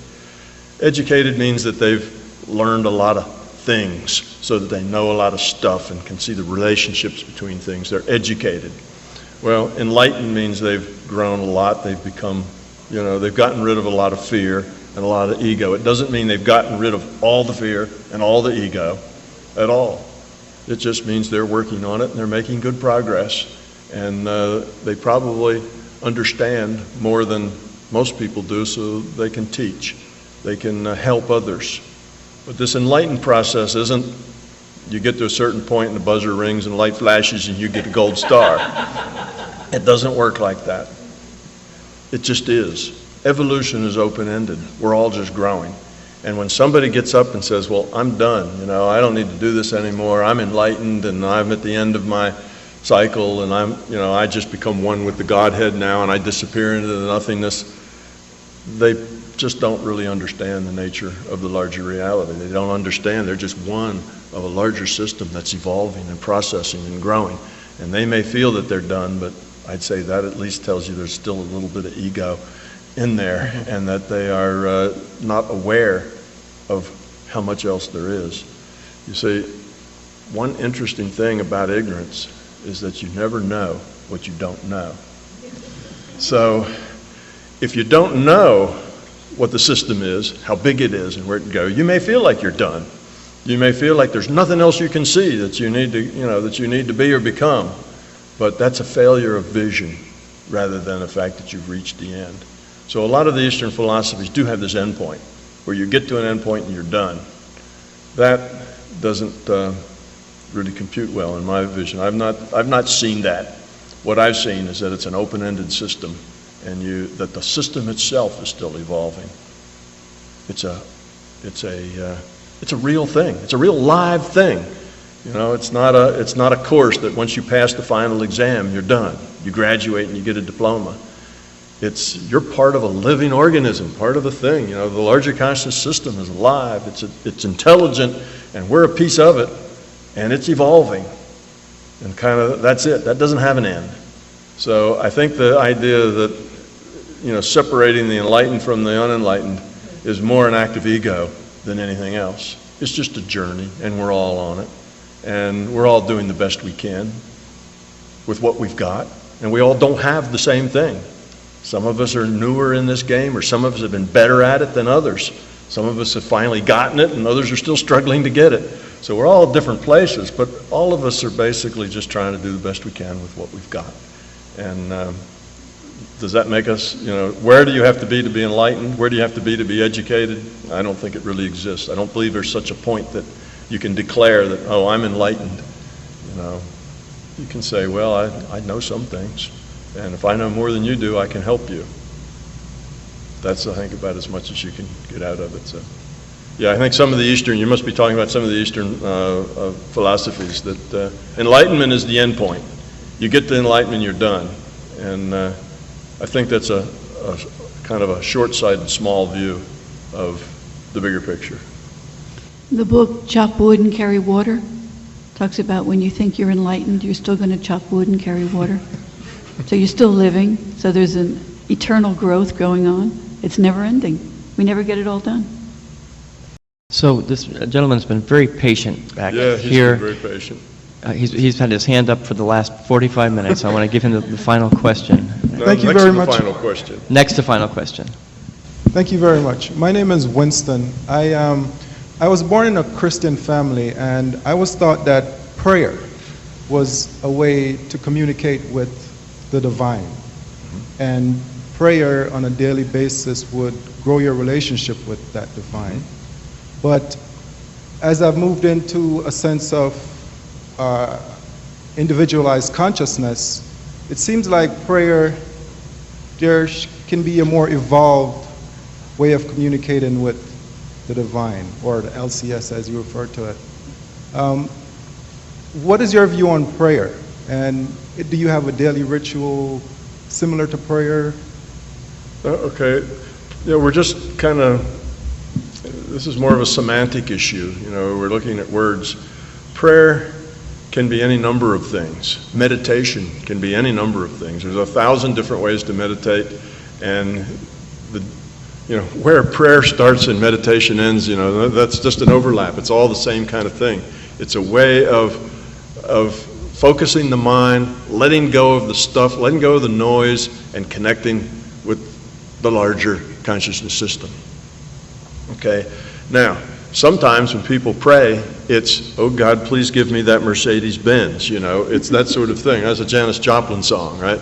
It is that kind of thing. Well, that's just making a wish, and it carries very little change to the probable future, okay? But then you have other people that pray that are doing the same thing that somebody does if you say, well, they meditate. You know, the meditate and prayer become the same sort of thing. And you have people that meditate that don't get much further than asking for a new Mercedes-Benz either.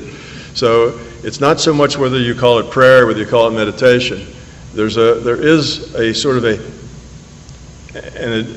the degrees is kind of an advancement in that. You know, wishing is at the beginning end of it.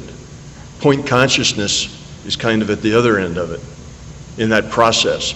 Now, meditation and prayer are just tools. They're not an end in themselves. They're just a tool to use to make your connection, to your personal connection, your personal interface to the larger consciousness system. So it's a tool. Now, when I first started to meditate, I did what they said. That was twice a day, 20 minutes each time, and I should say I did it religiously, you know, but that's not true. But I did it conscientiously. I did it, every day, 20 minutes.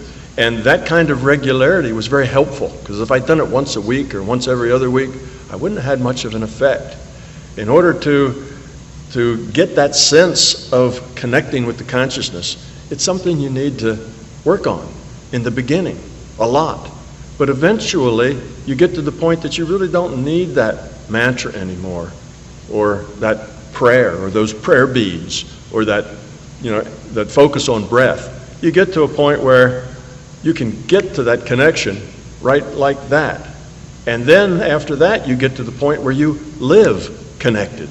You never get unconnected. You're in that connection all the time. You see? So now, do you want to sit down and meditate or whatever? Well, not really. You don't have to. You're there. It's not that even that it takes a second, it's that you live that way. You live connected to the larger reality. You live in more than one reality frame at a time. You're always connected. So think of meditation not as a ritual that needs to be done, or of a process that that has to be done and has to be done regularly. In the beginning, that's true. Regular process is very, very helpful. You probably won't get there very efficiently if you don't work at it work on, just like you'll probably never get rid of your fear if you don't start looking for that ego, tracing it back to that fear. This isn't something you really do all the time and daily. If it's only once every month you say, well, I'm going to see if I can find some ego this month, you're not going to make much progress. You have to keep working at it. Same with your meditation. But it's a tool.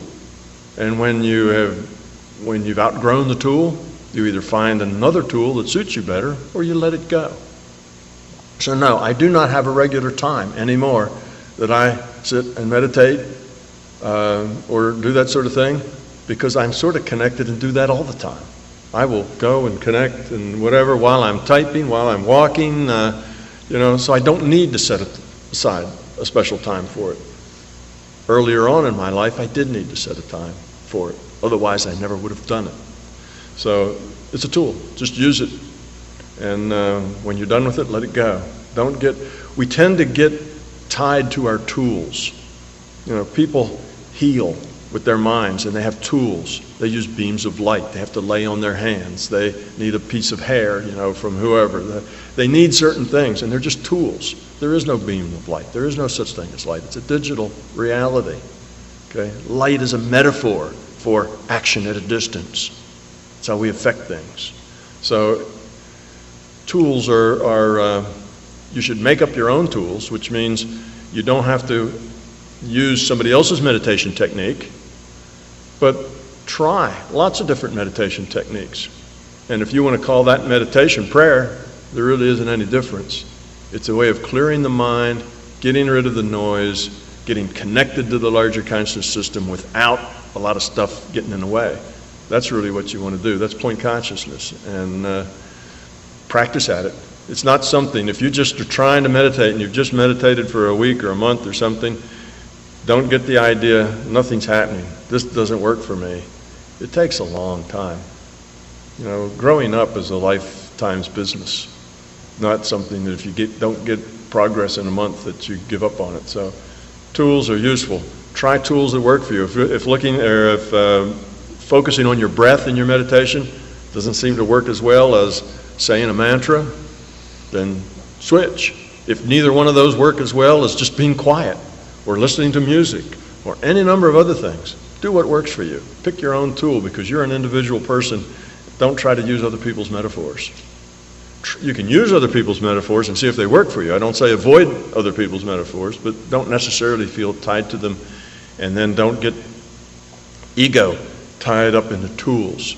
You know, we do that sometimes, and now it's my way's right, your way's wrong, kind of a thing. My tools are good tools, your tools don't work.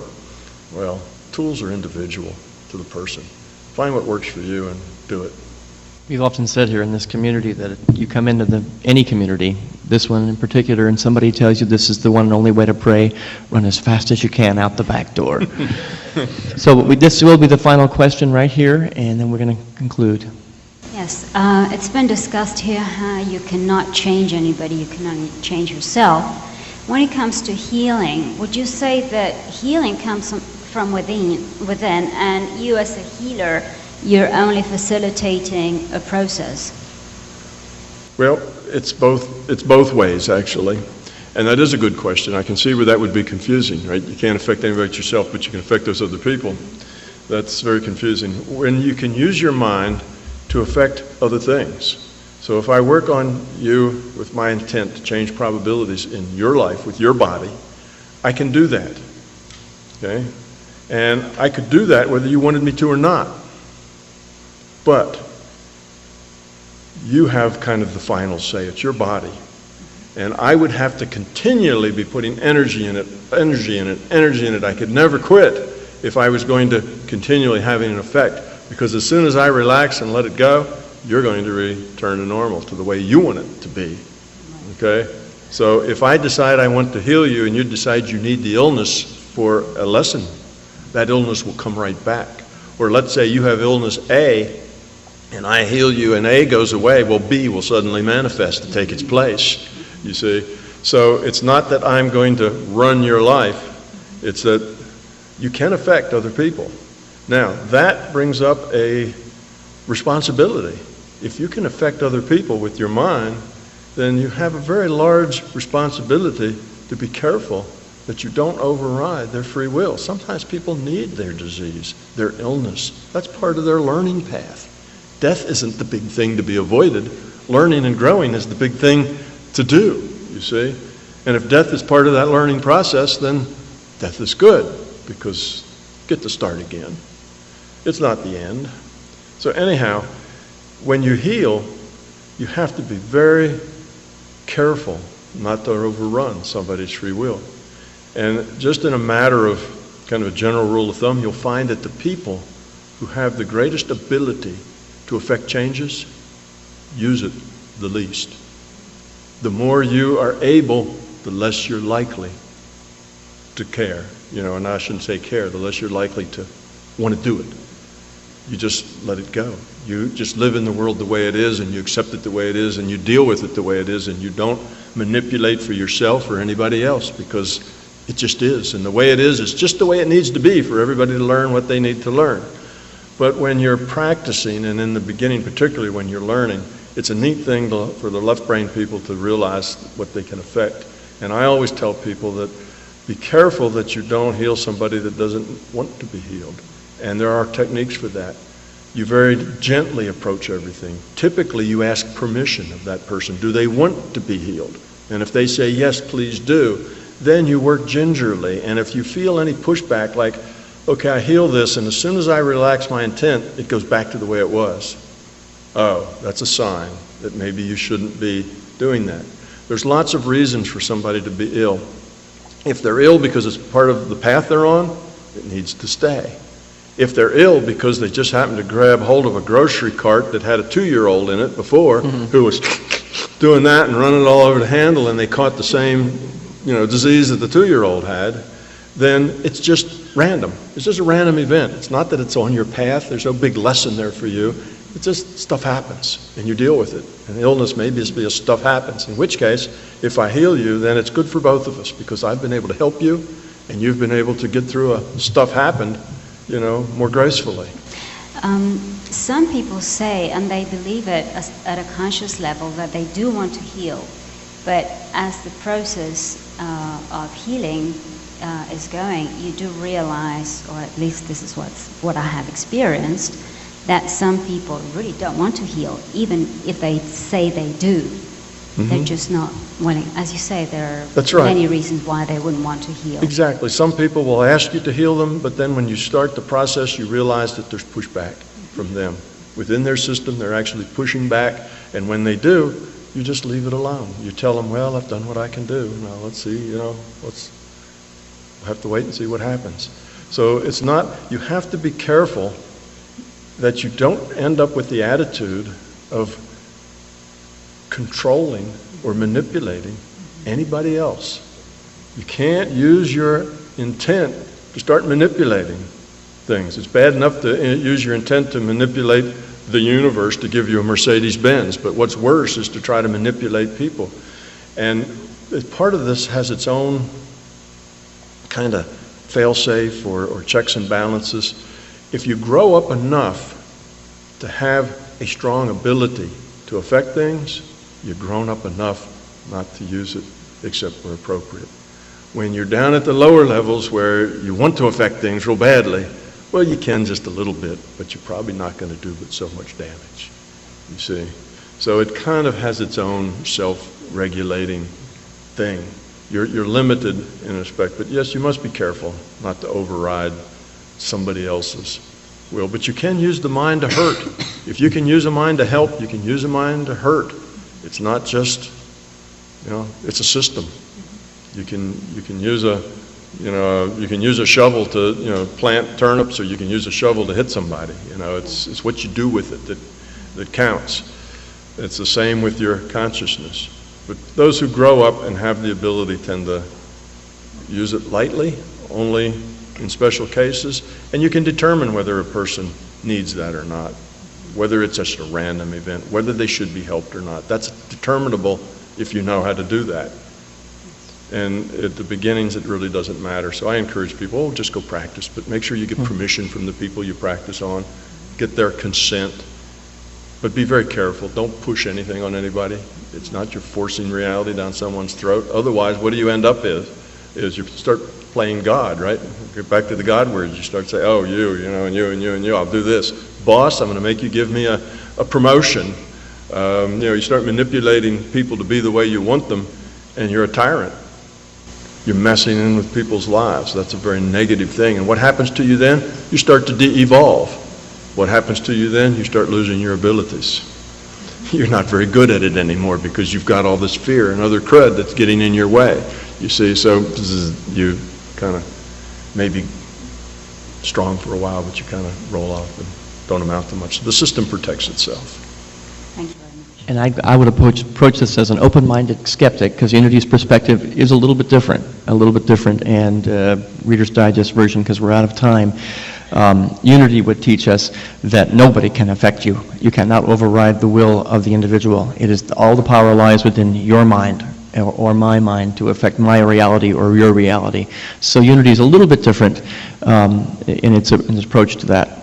Who knows if we're right or wrong? We each day wake up with a new idea and open up our mind. I thank you all for opening up your mind today to be here. We do something in Unity that is always important to give back a little bit, and we have been blessed here today. Tom has blessed us with some incredible words, incredible teachings and thoughts for us to go and digest. And so we take a little bit of energy, we move energy in this church, and that take your thoughts, your desire to surround this man with gratitude and with blessings. And we say, Tom, we love you, we bless you, and we appreciate you, and we behold the Christ as you. Together, Tom, we love you, we bless you, we appreciate you, and we behold the Christ as you. As you and your entire staff, thank you for the wonderful gift that you've given us today. Thank you all for your time and your energy. Keep these dialogues and discussions going, because we're all evolving together. Have a wonderful afternoon.